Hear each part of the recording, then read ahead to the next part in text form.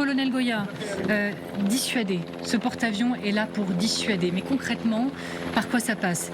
Il est où dans la région ? Que va-t-il faire au quotidien ? Ces avions vont-ils survoler de manière continue la zone ? Est-ce que vous pouvez nous expliquer ? Non, on va rester en alerte, on va rester en présence. À côté du porte-avions, il ne faut pas oublier qu'il y a aussi un porte-hélicoptère.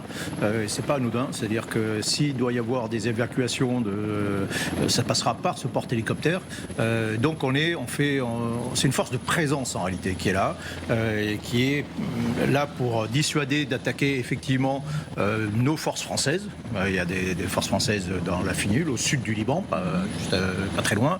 Il y a aussi des forces françaises un peu plus loin, en Jordanie, et évidemment aux Émirats arabes, mais c'est surtout concentré sur la Méditerranée orientale, cette présence, cette forme de dissuasion et de protection et d'évacuation éventuellement. Mais aussi c'est une force de présence diplomatique, montrer quand même qu'on est là, et qu'on est là entre Européens, puisque le porte-avions est escorté de son escorte habituelle de frégates françaises, mais aussi italienne et espagnole. Donc en réalité c'est une opération militaire européenne qui est là, et pour faire au moins acte de présence et ne pas être hors de l'histoire d'une certaine façon. Allez-y Hélène Bonnet. Juste un mot quand même sur ces images qui sont quand même impressionnantes, parce que j'ai aussi eu l'occasion d'arriver en hélicoptère sur le Charles de Gaulle, alors qu'on soit journaliste ou président, je pense que c'est toujours aussi impressionnant. Oui, c'est vrai que là on a quand même eu un gros déploiement de force. Le président a dit 8 frégates, 2 porte-hélicoptères amphibies, le Charles de Gaulle. Donc il y a le signal diplomatique, il y a le signal militaire, et il l'a dit, il y aura sans doute plusieurs temps. Là on est dans la posture défensive, solidarité avec Chypre, solidarité avec nos alliés sur place, et puis il a esquissé ce que pourrait être la suite des missions pour une partie de ces forces militaires, c'est-à-dire rétablir une liberté de navigation. Pour l'instant, on n'a pas encore une idée très précise de la forme que ça pourrait prendre. Il a dit que la France avait déjà une expérience en la matière avec la mission Aspides en mer Rouge, et il a fait comprendre que s'il y avait intervention, eh bien, ce serait dans un temps où ce serait possible, sous-entendu peut-être un moment où les combats sont moins intenses dans la région. Et puis il y a sans doute aussi derrière ce signal envoyé de soutien au Liban, puisqu'on sait que le président est très actif dans ses coups de téléphone, qu'il est en contact. Il a été en contact avec Benjamin Netanyahou, qu'il est en contact quotidien avec Joseph Aoun, le président libanais. Donc voilà, c'est tous ces messages qui sont envoyés à travers cette visite, et on imagine que oui, il va y avoir une rencontre avec les marins à bord, et puis ces grands caps stratégiques qui vont être rappelés. Donc d'un instant à l'autre, on va voir le président français descendre de cet hélicoptère et arriver sur le pont du porte-avions Charles de Gaulle. Nous sommes sur ce porte-avions en exclusivité avec Léonard Attal qui suit depuis plusieurs heures maintenant le président de la République. Il est là, le président français, voilà, qui salue les premiers hommes à bord. Président de la République monte à bord. On a entendu l'annonce, je pense, sur le porte-avions de l'arrivée du président français.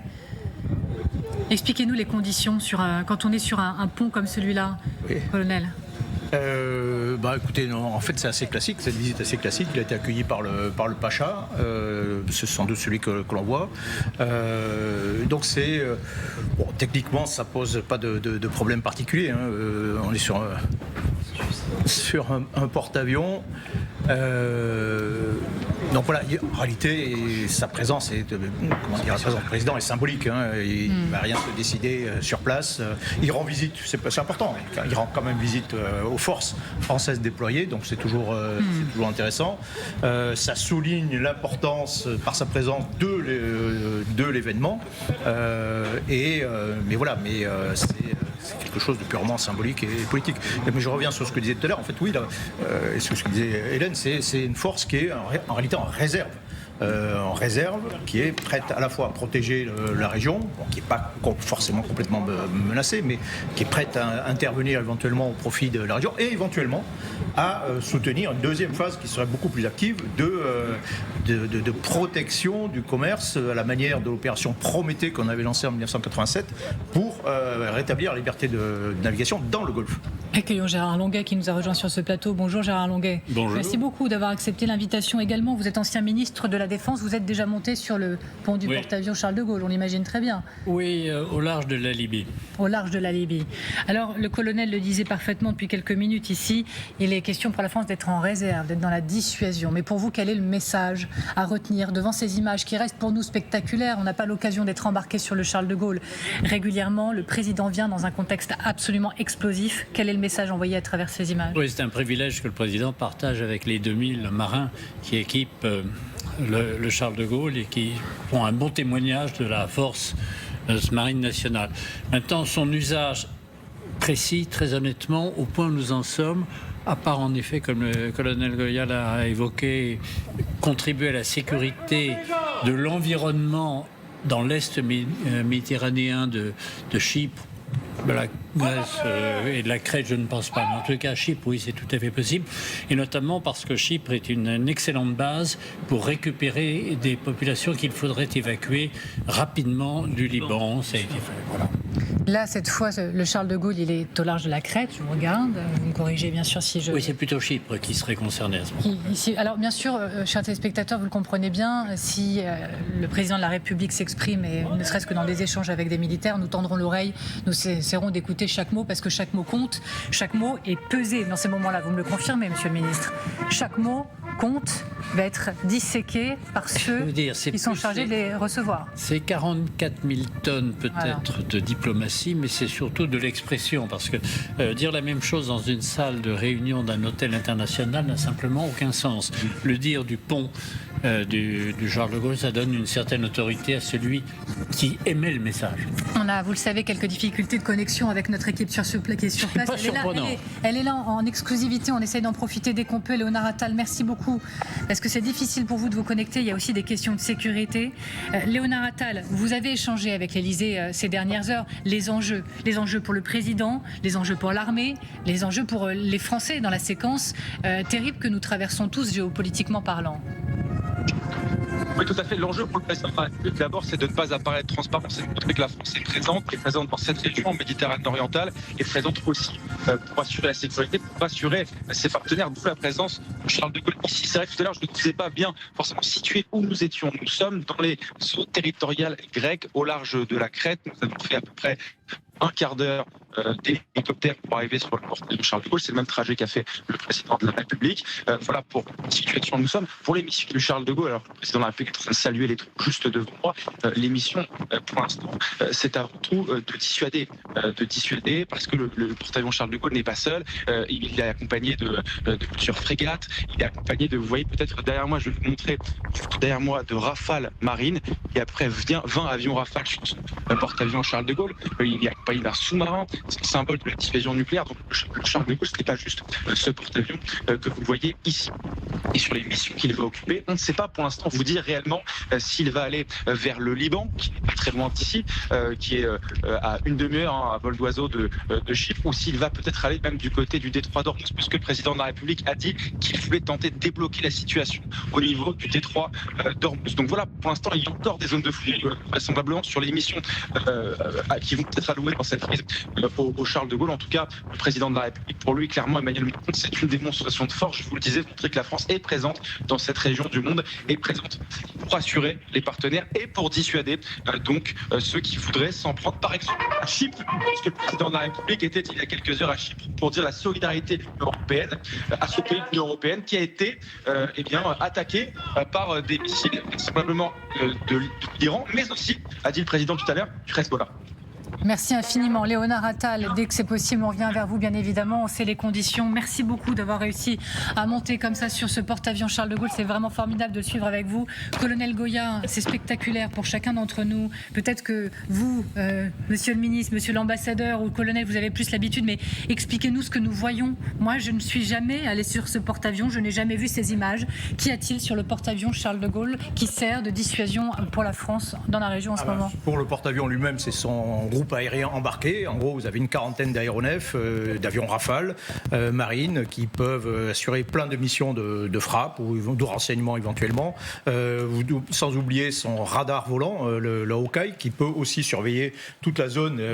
C'est le biturbopropulseur que vous aperceviez au fond des images de l'arrivée. Voilà, qui peut surveiller toute la zone et voir par exemple l'arrivée de missiles dans le secteur. Donc ça, vous avez cette première capacité. Et puis il ne faut jamais oublier, il y a tout ce qu'il y a autour. C'est-à-dire toutes les frégates qui sont autour, qui ont également leur capacité de frappe anti-aérienne notamment, et c'est quand même, pour l'instant, c'est quand même le sujet premier en termes de protection de la région, éventuellement d'autres capacités de frappe, mais ça c'est l'essentiel. Et puis ces capacités de porte-hélicoptères qui alors pourraient embarquer des troupes aussi, hein. On peut embarquer des troupes sur porte-hélicoptères, on peut embarquer un bataillon et avec des hélicoptères pouvoir les déposer au sol pour mener un certain nombre d'actions, ou simplement, et c'est quand même pour ça que c'est prévu essentiellement, pour faciliter des évacuations sur Chypre, comme ça a été évoqué, et comme ça a été le cas dans le passé. Alors, Monsieur le ministre, je viens vers vous, mais Hélène Bonnet a aussi la chance et le privilège de monter sur ce porte-avions. On s'en souvient très bien, un reportage pour LCI il y a quelques années.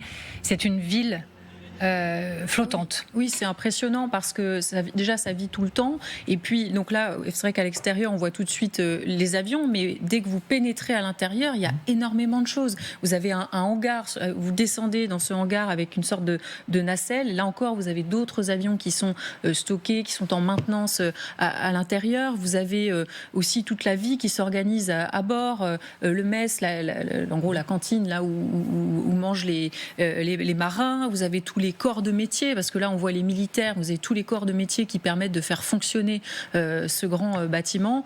C'est impressionnant, et quand les lumières la nuit s'éteignent en quelque sorte, vous avez une sorte de lumière rouge qui continue d'être allumée pour vraiment faire la distinction entre jour et nuit. Enfin, c'est vraiment un univers la vie ne s'arrête fascinant. jamais, hein. Voilà, c'est fascinant. Mais venons-en maintenant à l'éléphant au milieu de la pièce. La grande question que beaucoup se posent certainement en regardant, c'est de savoir si du défensif, ce porte-avions peut passer à l'offensif. Le croyez-vous ?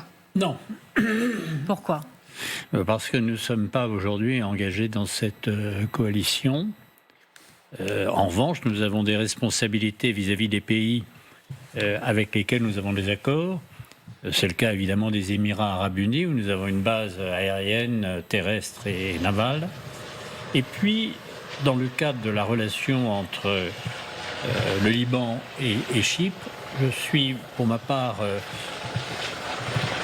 content que la France soit présente. Elle a, avec le Liban, des liens, je ne développerai pas à cet instant, mais qui sont anciens et constants.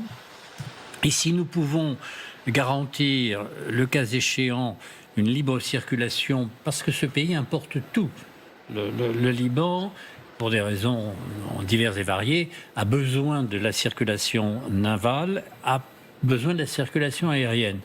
Nous pouvons contribuer à la sécurité de la circulation navale, et nous pouvons regardez comme on descend sur ce porte-avions. À la sécurité de la circulation aérienne. Et regardez les images spectaculaires, pardonnez-moi, hein.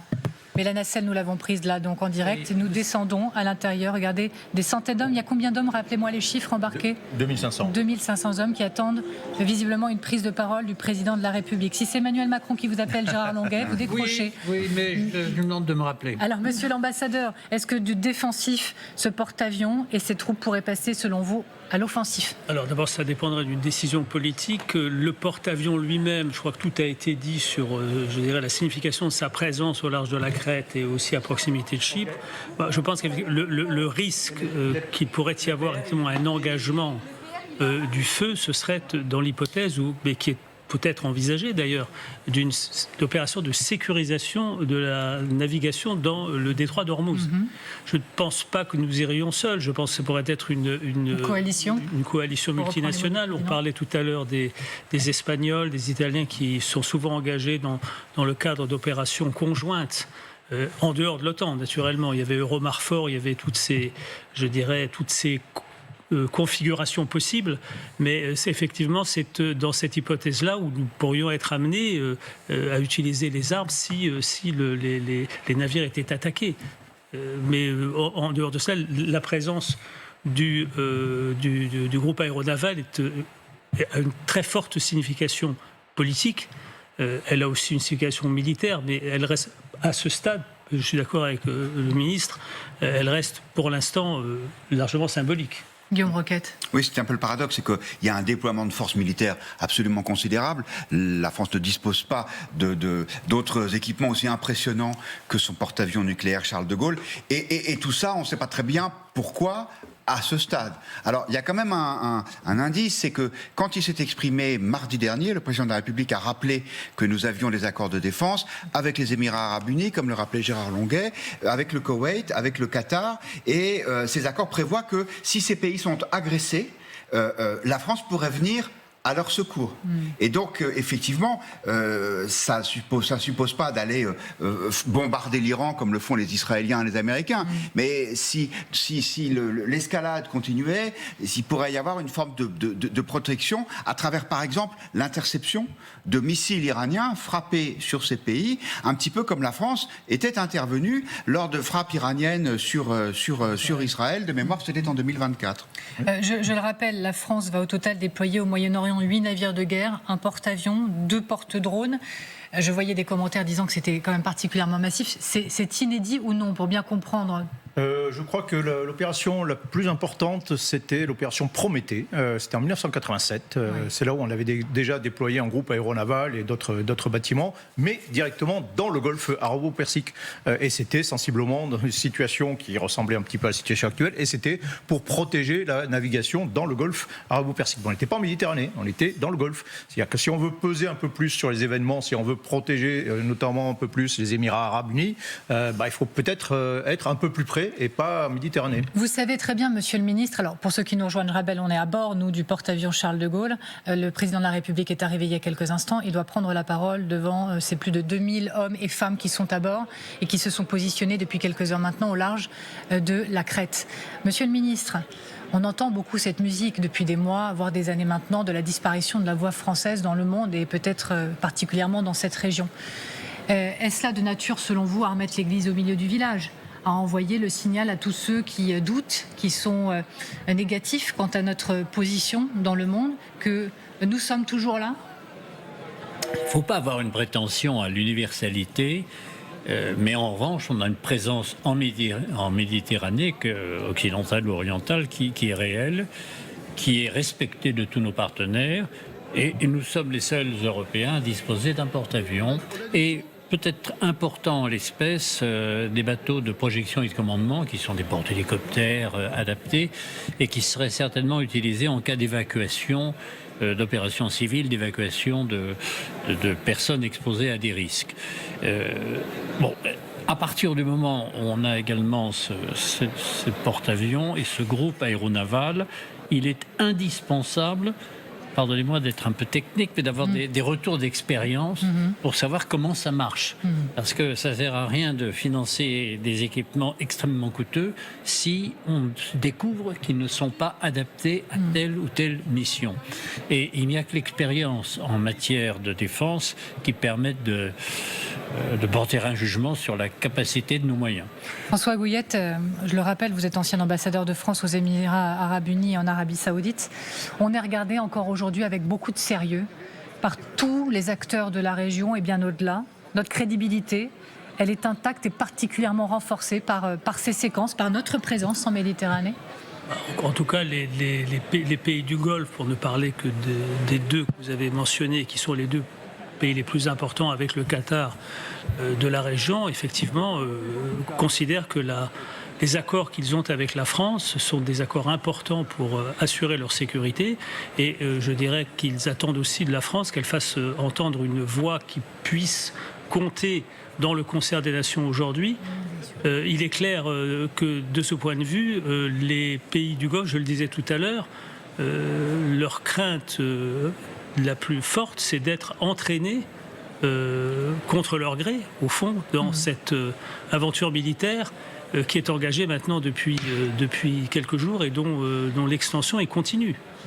On parle de dissuasion depuis tout à l'heure, et ça passe par l'image. Colonel, ce que l'on voit derrière les hommes, au fond, des missiles, des ogives, est-ce que vous pouvez expliquer? Non, mais parce que il ne faut pas se tromper, tout est choisi, on cadre les images, on choisit ce qu'on veut montrer, on sait sur quoi on veut communiquer. Ce que l'on montre là au monde à travers ces images, c'est quoi? On est sur des missiles. Alors peut-être. Alors là, c'est du solaire. Oui, peut-être. Solaire, ça? Vous êtes sûr ? Je crois, Peut-être. Bon. Mais on est dans les hangars, donc on est dans la soute à munitions, si vous voulez, d'une certaine façon, Et notamment ce qui du est... porte-avions. Donc là, vous avez tout. On la voit au-dessus, par exemple, aussi. On voit des RR. des projectiles, RR. L'intérêt du Rafale, c'est qu'il est polyvalent. Donc on peut l'utiliser pour faire des missions RR, mais a priori, il y a assez peu de menaces. Enfin, il y a peu de menaces avions. En revanche, oui, les Rafales peuvent être utilisés éventuellement pour taper des drones, éventuellement peut-être des missiles, certains types de missiles croisières. Vous le rappelez tout à l'heure, en 2024, les Rafales qui étaient en Jordanie ont participé à la défense du ciel de cette façon. Mais ça peut être aussi, si on le souhaite, utiliser des bombes guidées comme celles que l'on fournit aux Ukrainiens, des bombes guidées à distance, toute une batterie de missiles. On peut aussi faire du renseignement en mettant des dépôts de Damoclès qui permettent de surveiller également toute la zone, qui permettent de compléter de cette façon ce que je disais tout à l'heure avec les avions radars. On peut en plus ajouter des Rafales dans cette mission. Donc on veut dissuader, on va entendre les mots du président d'ici quelques instants qui va essayer de les utiliser également à ces fins-là, on n'en doute pas un instant. Mais aujourd'hui, notre force de dissuasion, par exemple, je ne sais pas, dans les états-majors dans la région, on a la télé allumée pour regarder ce que fait le porte-avions français, ce que dit le président français. On est efficace, on est puissant. Je ne suis pas complètement... Oui, on est puissant, on a des moyens, incontestablement. On peut peser sur les événements, mais tout le monde sait qu'on n'a pas envie de peser sur les événements. Enfin, en tout cas, on n'a pas envie d'entrer en guerre. Donc, on n'est pas actif, si vous voulez. On n'est pas engagé dans les opérations. Vous avez tous les jours, vous avez des centaines de sorties américaines ou israéliennes en direction de l'Iran. Bah là, non, les Rafales ne vont pas attaquer l'Iran. C'est pas prévu. Le président français, allez-y, monsieur le ministre, pendant que le président Emmanuel Macron arrive. Les états-majors communiquent et se surveillent, s'observent et échangent d'ailleurs d'une façon positive. Cela ne veut absolument pas dire qu'il y ait une probabilité d'implication totale. La seule information qu'a évoquée le président Macron dans son intervention au large en Crète, c'est en effet le cas d'agression, ce qui est arrivé sur la base britannique de Chypre. Non, mais si vous voulez, le porte-avions plus les 2 bases aériennes que l'on a dans la région, on a à peu près une force de frappe maintenant d'une 60aine d'avions de combat, de Rafale pour l'essentiel, peut-être des Mirage 2000, mais surtout des Rafales. Donc 60 avions de combat, c'est pas rien, ça pèse. Il a multiplié les séquences fortes Emmanuel Macron en termes d'image également. Et regardez, il va parler depuis le porte-avions avec ses avions derrière lui. On écoute. La marine, c'est le chef d'état-major particulier.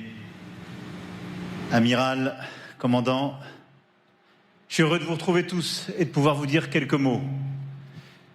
D'abord pour vous remercier de la manœuvre qui vient d'être opérée il y a quelques jours.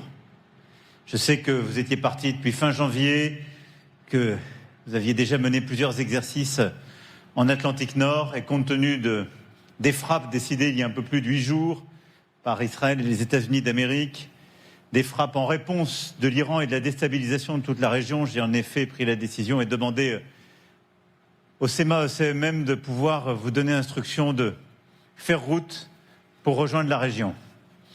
Peu de marines sont capables de faire ce qui a été fait, et vous l'avez fait à vitesse soutenue, je le sais, et dans une manœuvre exceptionnelle, et je voulais avant toute chose vous en remercier. C'est une grande fierté pour moi d'être à nouveau parmi vous, de vous retrouver dans ce hangar et d'être à nouveau sur le Charles de Gaulle avec l'ensemble du GAN. C'est aussi une fierté de le faire avec l'ensemble de nos moyens français et de vous voir coordonner de manière parfaite avec plusieurs Européens. Nous avons vu les frégates néerlandaises, espagnoles, maintenant italiennes, bientôt grecques qui vous rejoignent. Alors pourquoi cette manœuvre ? Et quel est le cadre dans lequel vous allez opérer? Pour vous en dire quelques mots, avec malgré tout la prudence d'usage, parce que le cadre est encore mouvant. D'abord, pour protéger nos compatriotes. Dans la région, nous avons plus de 400 000 ressortissants qui vivent, et il était important de ramener des moyens pour pouvoir, en cas de rapatriement, de difficultés, être à la manœuvre. Et le GAN, avec l'ensemble de ses moyens, plus ce que nous sommes en train de rapporter ici en Méditerranée orientale, nous permettra d'être à l'initiative et de le faire aussi en lien avec les autres Européens et de ne pas subir. La deuxième chose, c'est de protéger aussi nos alliés, nos amis, ceux avec qui nous avons des accords de défense. Depuis le premier jour, on a envoyé des moyens, système Mistral, Rafale, etc.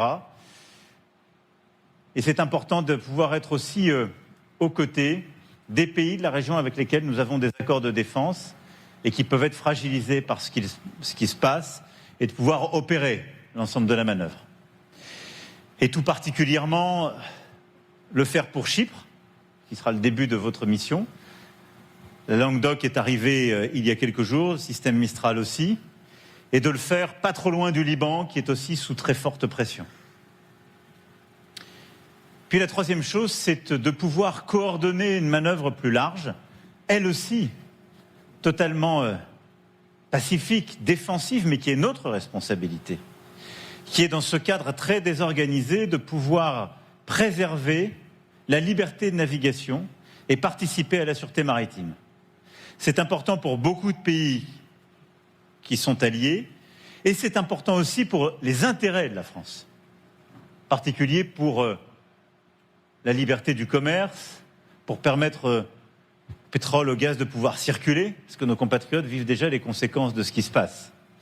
Et donc nous aurons à opérer des manœuvres en Méditerranée orientale, vous allez les orchestrer au premier chef, de pouvoir aussi participer aux opérations en mer Rouge et de Suez à Bab el-Mandeb, de continuer de faire ce que nous avons plusieurs fois fait ces dernières années, qui est de préserver cette liberté de navigation, dans le cadre en particulier de la mission Aspides, et de concevoir aussi une mission ad hoc, au moment voulu, elle aussi pleinement défensive, pour pouvoir restaurer, quand les conditions seront permises, la circulation et l'ouverture calibrée dans le détroit d'Ormuz. Mission qui nous est familière et qu'on a pu accomplir avec d'autres il y a maintenant quelques décennies. Voilà le cadre, si je puis dire, dans lequel nous nous inscrivons. La France est là pour protéger les siens, pour être aux côtés de ses alliés et de ses amis qui sont frappés, et pour pouvoir participer à des missions ô combien essentielles de liberté de navigation et de sûreté maritime. C'est dans ce cadre strict que nous opérons. Nous ne participons pas à un conflit en cours, et nous opérons dans ce cadre. Votre présence aujourd'hui démontre la puissance de la France, celle d'une puissance d'équilibre, de paix, aux côtés de ses amis, celle aussi d'une puissance européenne qui s'est organisée autour d'elle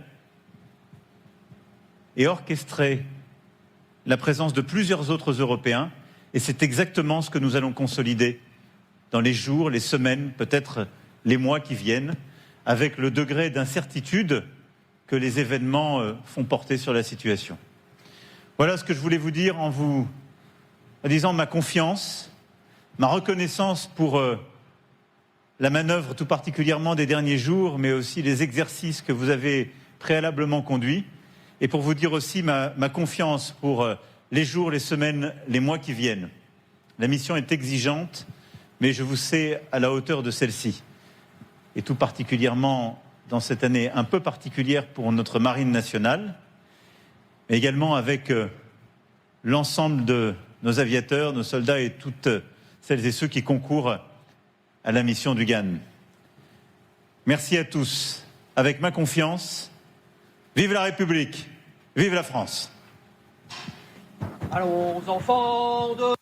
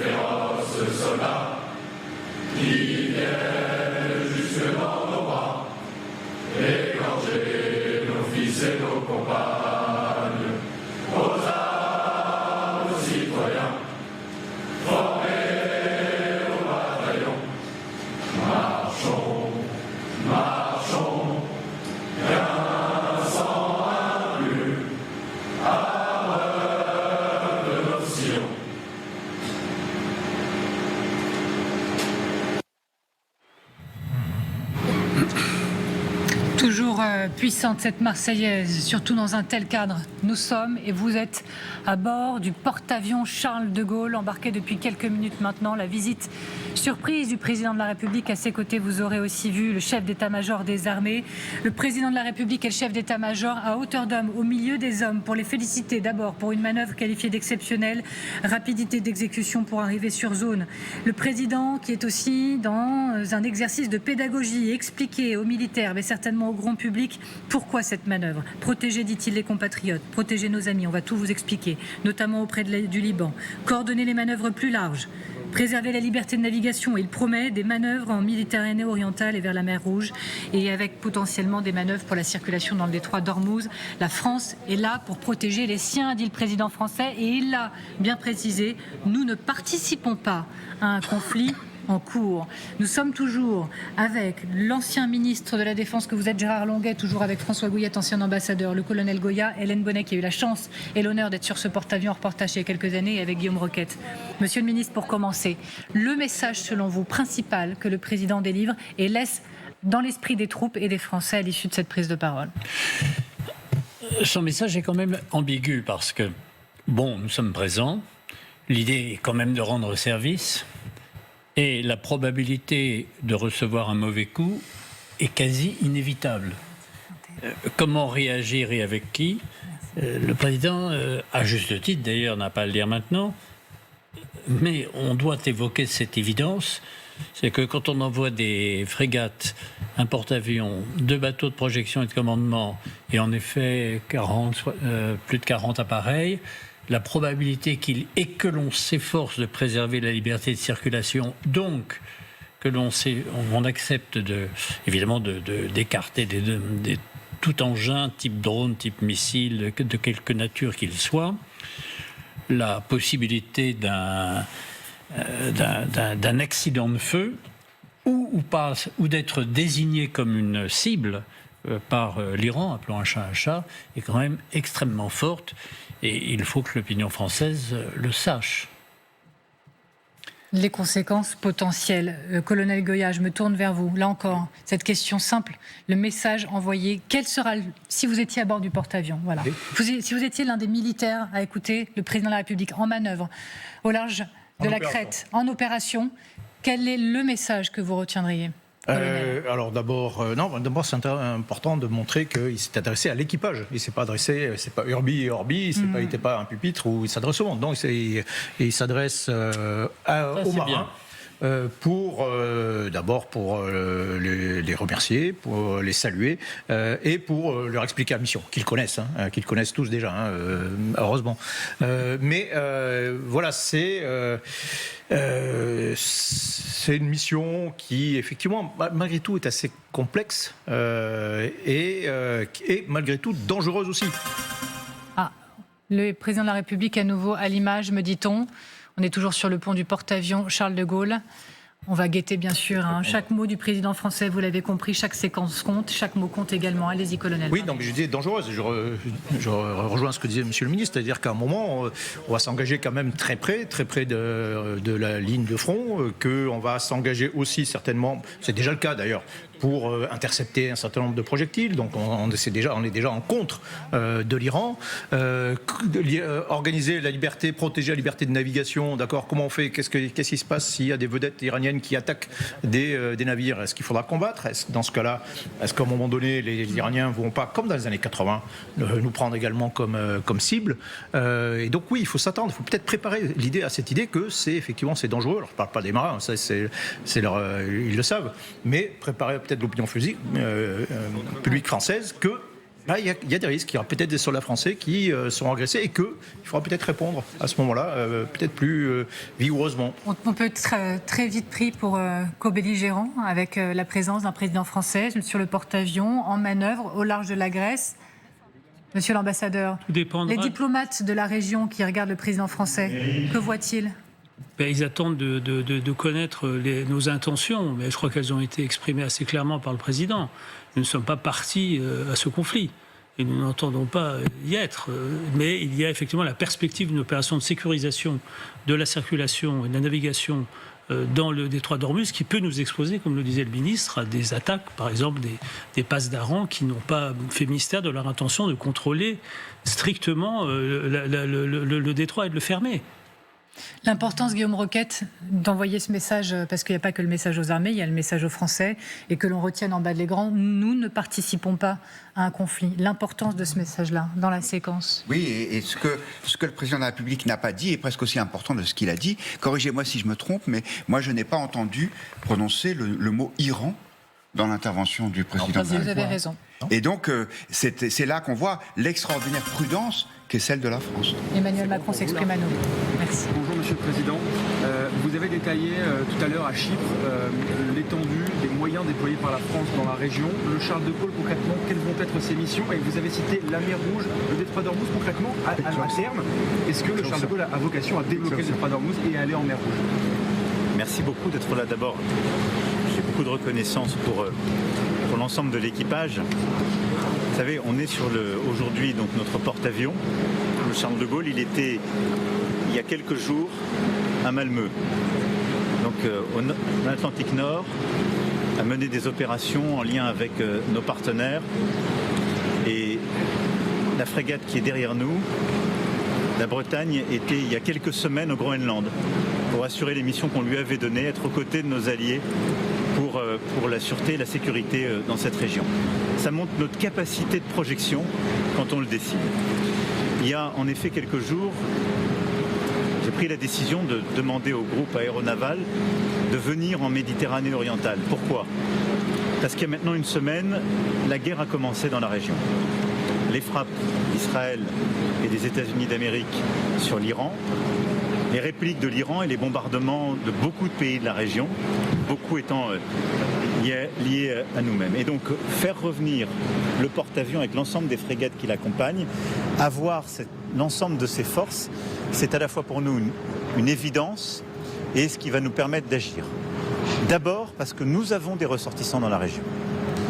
On a ces derniers jours et encore ces dernières heures permis à beaucoup de nos compatriotes de passage en vacances ou les plus vulnérables de revenir à travers des rotations militaires, des avions affrétés et l'ouverture d'avions de compagnies aériennes de la région.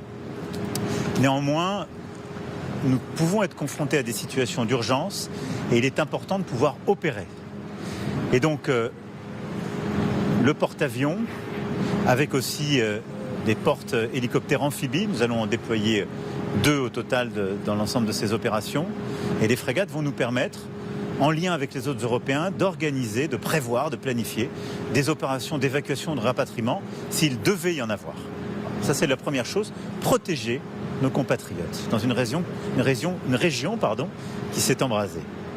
La deuxième chose, c'est que nous avons des accords de défense avec beaucoup de pays qui sont aujourd'hui attaqués. Alors on a réagi tout de suite, on a envoyé des Rafales, des systèmes de défense antiaérien. Vous étiez ce matin à Chypre, on a vu les systèmes Mistral, on a envoyé plusieurs autres. À Chypre évidemment, aux Émirats Arabes Unis, Qatar, Koweït, Arabie Saoudite. On envoie aussi des systèmes en Jordanie ou en Irak pour les aider à se protéger. Et l'ensemble des moyens maritimes que nous sommes en train de déployer vont peut-être participer à ces missions purement défensives. On est aux côtés de nos amis et de nos alliés. Et puis la troisième chose, c'est la liberté de navigation et la sûreté maritime. C'est de permettre la libre circulation de ce qui fait le commerce international et de ce qui fait aussi la circulation du pétrole et du gaz. Et là-dessus, avec notre porte-avions et les moyens qui se déploient autour, on se donne des options pour pouvoir intervenir le moment voulu. D'abord, donc, assurer la libre circulation en Méditerranée orientale. C'est pour ça que dans un premier temps, il rejoindra la frégate Languedoc qui depuis plusieurs jours est déployée au large de Chypre. Ensuite, la circulation en mer Rouge, du canal de Suez à Bab el-Mandeb. Et là, nous avons une mission qui est structurée parmi les Européens, qui s'appelle la mission Aspides.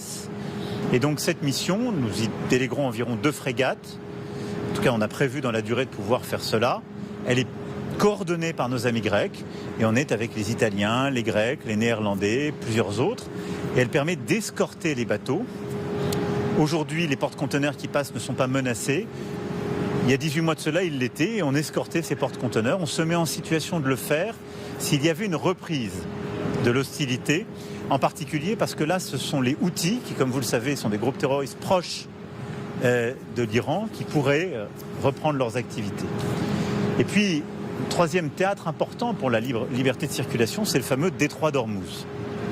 Il est aujourd'hui de fait fermé. C'est partie des choses que j'ai demandé hier au président Pezeshkian, le président de la République islamique d'Iran. Aujourd'hui, les frappes ne permettent pas d'envisager une réouverture à court terme. C'est un théâtre de guerre. Mais quand les circonstances le permettront, ce que nous sommes en train de concevoir, c'est au fond une mission intergouvernementale, c'est-à-dire avec plusieurs pays. On a plusieurs Européens qui sont prêts à le faire avec nous. On a les Indiens qui on en a parlé, on a d'autres pays asiatiques qui sont frappés par les conséquences de ce qui se passe. Et l'objectif, ce serait, quand il y a une baisse de ces conflits, de manière totalement pacifique, de pouvoir escorter des tankers, des porte-conteneurs et de rouvrir la route du gaz et du pétrole en sortie d'Ormuz pour aller alimenter les marchés mondiaux, et puis la route aussi des porte-conteneurs pour alimenter beaucoup de pays de la région qui aujourd'hui sont en train de manquer de certaines denrées ou de certains éléments. Et là, Charles de Gaulle pourrait intervenir. C'est une mission, par exemple, qu'il a accomplie, en tout cas son prédécesseur, il y a maintenant 40 ans, dans ce qu'on a appelé la guerre des tankers. Il ne le ferait pas seul, ça se ferait avec plusieurs autres pays, et ça se ferait dans un moment où, en tout cas, le cadre doit être clair avec les parties prenantes. Ça n'est pas dans une mission offensive, c'est dans une mission d'accompagnement. Au moment où je vous parle, les conditions ne sont pas remplies, mais nous nous mettons en situation de pouvoir le faire en temps voulu. De manière plus générale, Monsieur le Président, est-ce que vous êtes surpris, vous avez parlé hier avec le président iranien, par la ténacité de la réponse iranienne? Et puis côté américain, israélien, là aussi vous avez des échanges fréquemment. Est-ce que vous pensez, des échanges que vous avez avec eux, que cette guerre est partie pour durer? Nous nous mettons en situation de pouvoir durer et je pense que rien n'indique que cette guerre cessera dans les jours à venir. Et donc cette guerre, je pense, durera à coup sûr dans cette phase intense, en tout cas plusieurs jours, peut-être plusieurs semaines. Et tout dépend aussi de la clarification que les uns et les autres font sur leur objectif final et au fond ce qu'on appelle l'effet final recherché. Je ne pense pas qu'on puisse avoir des changements profonds de régime, de système politique uniquement par des bombardements. Par contre, si l'effet final recherché est de neutraliser des capacités balistiques, une marine, c'est possible dans un temps de quelques semaines. Pour la France, quel est l'objectif ? Nous ne faisons pas partie de cette offensive. Nous, notre objectif, c'est d'abord de protéger nos ressortissants, je vous l'ai dit. Et nous nous mettons en situation de pouvoir les protéger pour des semaines, des mois, si c'était nécessaire. Ensuite, c'est d'être aux côtés des pays qui sont nos alliés, nos amis, s'ils devaient encore être sous la pression et sous le feu. Et c'est tout particulièrement, ce qui pour la Méditerranée orientale est clé, de nous mettre en situation aussi d'aider le Liban qui est sous une forte pression aujourd'hui. Et puis la troisième chose, c'est d'assurer ces missions dans la durée de liberté de circulation et de sûreté maritime. Et donc voilà, nous, si je puis dire, nos objectifs, ils sont clairs. C'est dans ce cadre-là que nous opérons et nous nous mettons en situation de pouvoir durer et d'avoir le maximum d'options à notre main. Et cela, la France peut le faire parce qu'elle a un groupe aéronaval comme celui-ci, parce qu'elle a les frégates qui l'accompagnent et parce qu'elle s'est agrégée autour d'elle des partenaires européens. C'est notre force. Et je veux en remercier les partenaires européens qui sont avec nous. Comme je vous le disais, au moment où je vous parle, nous sommes en train nous aurons fini dans les 48 prochaines heures les déploiements. Nous aurons dans cette région, c'est-à-dire Méditerranée orientale, mer Rouge, jusqu'au détroit d'Ormuz, 8 frégates, 2 porte-hélicoptères amphibies et le porte-avions Charles de Gaulle, avec évidemment tous les moyens aériens qui l'accompagnent. C'est 3 Hawkei, 20 Rafales, 3 hélicoptères qui sont ici sur le porte-avions.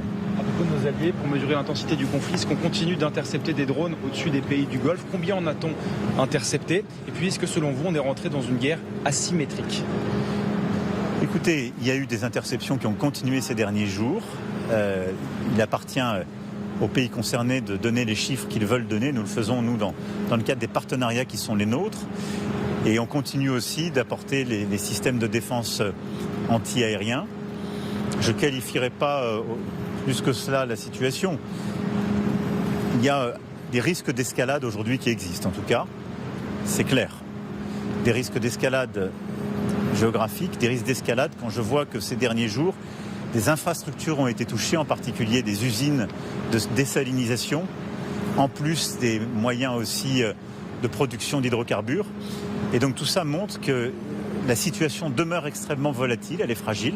C'est aussi pour ça qu'au-delà de ces missions strictement défensives que la France assure, auxquelles elle contribue avec ses partenaires, nous voulons coordonner les choses au niveau économique. La France, comme vous le savez, depuis le 1er janvier, a la présidence du G7. S'est tenue aujourd'hui une réunion des ministres des Finances. Demain, une coordination se fera entre ministres de l'énergie. J'ai proposé qu'on ait une coordination entre chefs d'État et de gouvernement pour pouvoir, là aussi, essayer d'optimiser les choses avec nos réserves stratégiques, avec des prises de décision coordonnées, d'essayer d'atténuer l'impact sur les prix du gaz et du pétrole autant que nous le pouvons. Et c'est important parce que pour beaucoup de nos compatriotes qui nous écoutent, eh bien l'impact de cette guerre se fait déjà ressentir dans les prix à la pompe et se fera ressentir aussi sur les prix du gaz dans les semaines qui viennent. Piocher dans les réserves stratégiques, c'est la solution privilégiée que vous privilégieriez ? D'abord, il y a une coordination à faire. Il est important, au-delà du G7, même plus largement, que les pays coopèrent. Toutes les mesures de restriction de l'export, elles créent des problèmes parce qu'elles disloquent un peu le marché mondial. Et donc, elles créent des emballements de prix. Par notre coordination, qu'on puisse réduire la volatilité et les effets de spéculation. Et ensuite, les pays du G7 ont en effet des réserves stratégiques. Elles sont faites pour ça, pour piloter les choses dans les moments de tension. Donc il faudra le faire avec les éléments objectifs qui nous seront donnés par l'Agence internationale de l'énergie et en étant coordonnés. Mais je pense qu'on s'oriente en tout cas vers des mesures techniques de cet ordre. Ultime question, qu'est-ce que vous pouvez dire aujourd'hui aux Français ? Il n'y aura jamais d'opération offensive dans ce conflit mené par la France, même si des pays alliés nous le demandent et sont attaqués beaucoup plus massivement par l'Iran. Aujourd'hui, je veux dire aux Français que la France, dans ce grand désordre de la région, opère avec calme, méthode, au service de la protection de ses ressortissants, en partenariat avec ses alliés et de manière strictement défensive, et au service de la liberté de circulation pour défendre au fond nos intérêts propres, nos ressortissants, notre sécurité et l'accès aux ressources dont on a besoin et l'économie mondiale, et puis pour être à la hauteur de nos responsabilités, c'est-à-dire aux côtés de nos partenaires et de ceux avec qui on a des accords de défense. Pas plus. On ne sait pas comment la guerre peut évoluer. Il y a le lot d'incertitudes qui va avec un tel conflit.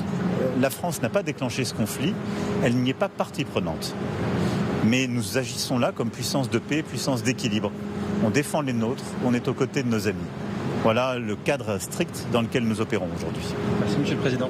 Merci beaucoup et je remercie à nouveau tout l'équipage du Charles de Gaulle d'être là et d'avoir fait cette manœuvre qui est historique, de s'être redirigé depuis l'Atlantique Nord jusqu'à la Méditerranée dans un temps record. Il y a peu de marines qui font ça au monde. Vous pouvez être fiers de la marine nationale qui va fêter dans quelques semaines ses 400 ans. Merci beaucoup. Merci beaucoup. Voilà, Emmanuel Macron, nouvelle intervention, je vous le rappelle, vous êtes et nous sommes à bord du porte-avions Charles de Gaulle, visite surprise du président français. Gérard Longuet, il refuse de dire que la France n'ira pas plus loin. Il le dit, nous sommes dans le défensif, nous ne sommes pas partie prenante, mais il refuse de répondre à la question de savoir si un jour nous pourrions changer de positionnement. En tout cas, ce qui est certain, c'est que le fait d'avoir des accords de coopération, des accords stratégiques, de défense, je ne sais pas le terme le plus exact, avec les Émirats arabes unis, avec le Qatar, avec Koweït et une sympathie réelle pour le Liban, peuvent nous exposer à un moment ou à un autre. Sans doute pas en première ligne, mais je ne vois pas, si nos bases sont attaquées, en l'occurrence, il ne s'agit que de celle d'Abu Dhabi, je ne vois pas comment on ne serait pas impliqué. En revanche, il est très clair, nous ne participons pas au système israélo-américain, au moins tant qu'il dure. Colonel Je dis au Goya, moins tant qu'il dure parce allez-y. qu'on sent que ce n'est pas tout à fait le même objectif de guerre entre ces deux pays, qui ne sont pas exposés de la même façon et dont les dirigeants n'ont pas forcément la même logique. Colonel Goya, effectivement, il l'a martelé, le président français. La France opère de manière strictement défensive. C'est écrit en bas de votre écran. Oui. Nous ne faisons pas partie de l'opération en cours. Nous ne participons pas à un conflit en cours. Mais quand la question lui est posée à la fin par Léonard Attal de TF1 LCI de savoir si notre position pourrait évoluer, il ne dit pas non. Il ne faut rien écarter. Oui, non, mais ça c'est normal, il a raison, hein, bien sûr. Maintenant, dans toute cette affaire, alors d'un point de vue militaire, la première partie de la mission, la défense du ciel, que ce soit du ciel des pays alliés, que ce soit le ciel même dans la mer Rouge, c'est-à-dire concrètement intercepter les missiles, les drones qui passent à proximité. Bon, ok, ça on peut à peu près le comprendre. La mission d'escorte, de navigation dans le détroit d'Ormuz, mais uniquement lorsque la guerre sera finie, ça, j'ai un peu plus de mal à comprendre l'intérêt, en fait. Hein. C'est-à-dire qu'aujourd'hui, ça ne sert pas à grand-chose. Si la guerre est finie, le détroit est libre. Ça ne sert plus à rien d'escorter les navires. Donc, à ce jour, ça ne sert pas à grand-chose. Ce sont que des déclarations, que des symboles ? Pour l'instant, oui, quand même, un peu. C'est-à-dire que si on va près du détroit d'Ormuz et que finalement on n'intervient pas tant qu'il y a des frappes de part et d'autre, ben, on risque d'attendre longtemps. Hein. Donc, c'est assez vain. Et puis après, effectivement, il y a cette question. Bon, si on est attaqué directement, alors effectivement, à la base d'Abu Dhabi, mais ça pourrait être, par exemple, on a 700 soldats encore au sud du Liban. Bon, j'ai quand même de mauvais souvenirs hein, sur le Liban dans les épisodes précédents. Je rappelle qu'on a plus d'une centaine de soldats français qui sont morts au Liban dans différentes missions. Si, par extraordinaire, le Hezbollah s'en prenait aux Français, voilà, sur place, et qu'il y avait plusieurs soldats français qui étaient tués, qu'est-ce qu'on fait ? Si la base en Jordanie était attaquée par une milice chiite proche de l'Iran, bon, qu'est-ce qu'on fait ? Si la base d'Abu Dhabi est durement frappée, enfin là il y a 3 petites bases en réalité à Abu Dhabi, si l'une de ces ancêtres était durement frappée par les Iraniens, il y a des missiles balistiques qui tombent au milieu, et il y a de la casse, il y a des pertes. Qu'est-ce qu'on fait ?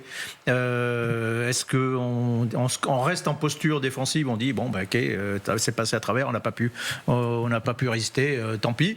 Ou est-ce qu'on riposte ? Et dans ce cas-là, si on veut être vraiment dissuasif, il faut aussi être un peu menaçant parfois.